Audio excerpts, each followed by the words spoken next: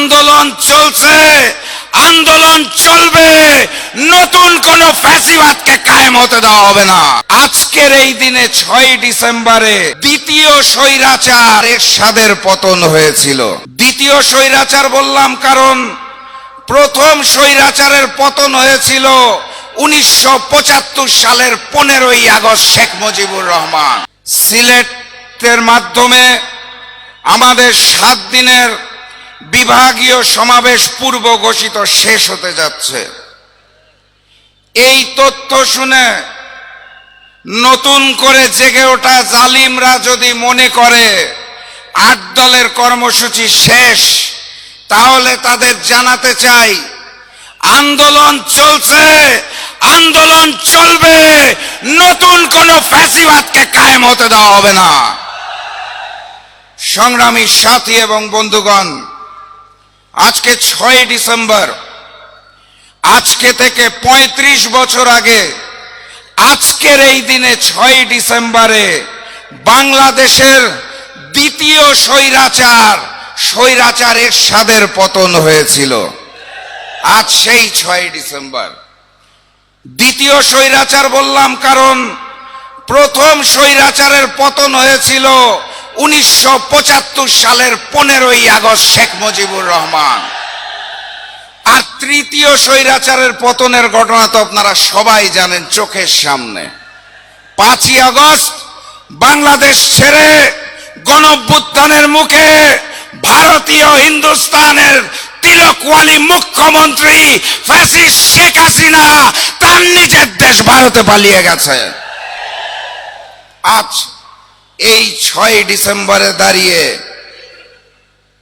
আমি আপনাদের স্মরণ করিয়ে দিতে চাই, আজ থেকে 33 বছর আগে মিথ্যা বয়ান সৃষ্টি করে উগ্রপন্থীরা আজকের এই দিনেই আমাদের প্রাণের বাবরি মসজিদকে ভেঙে ফেলেছিল হিন্দুস্তানে। সেই হিন্দুস্তানের কথা বলছি, যারা আমার দেশের সীমান্তে হত্যা চালায়, যারা 54টি অভিন্ন নদীর পানির ন্যায্য হিস্সা দেয় না, যারা ভূমি দখল করে, যারা আমার দেশের পিলখানায় গণহত্যা চালিয়েছিল, যারা বাংলাদেশের অভ্যন্তরীণ বিষয়ে হস্তক্ষেপ করে ফ্যাসিস্ট শেখ হাসিনার মাধ্যমে বাংলাদেশকে ভারতের করদ রাজ্য বানাতে চেয়েছিল। 5ই আগস্ট শুধুমাত্র ফ্যাসিস্ট শেখ হাসিনার আওয়ামী লীগের পতন হয় নাই, সেদিন বাংলার বুক থেকে ভারতীয় আধিপত্যবাদ এবং আগ্রাসনেরও পতন হয়েছিল। সেই হিন্দুস্তানের শিলং থেকে ট্রেনিং নিয়ে এসে বিএনপি নেতারা এখন বড় বড় কথা বলে। সেই হিন্দুস্তানের পক্ষে আজকাল নিয়ে বিএনপি বড্ড বেশি কথা বলে। তারা বলতে চায় আওয়ামী লীগের নৌকার ভোট নাকি আজকাল তাদের দাবি। বিএনপি বলতে চায় তারা শরিয়া আইনে বিশ্বাস করে না।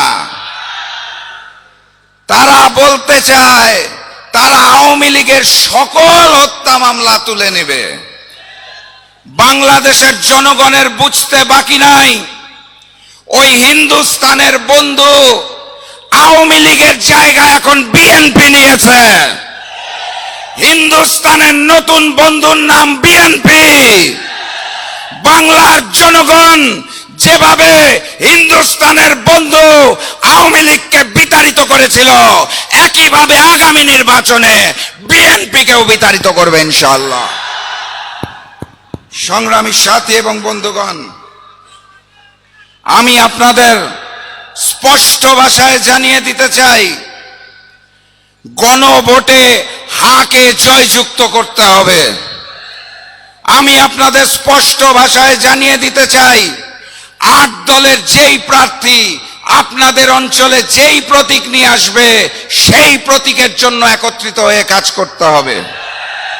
সেদিন আপনাদের ওখানে দাড়িপাল্লা হাত পাকার সাথে রিক্সা থাকবে, দেওয়াল ঘড়ি থাকবে, বটগাছ থাকবে, চশমা থাকবে, ফুলকপিও থাকবে। 8 দলের প্রার্থী যেই প্রতীকে আসবে তাকেই জয়যুক্ত করতে হবে। আর ওই হিন্দুস্তানের আধিপত্যবাদ আর নতুন জালেম বিএনপিকে রুখে দিতে হবে। অতএব গণভোটে হা বলো, 8 দলের প্রতীকে সিল মারো।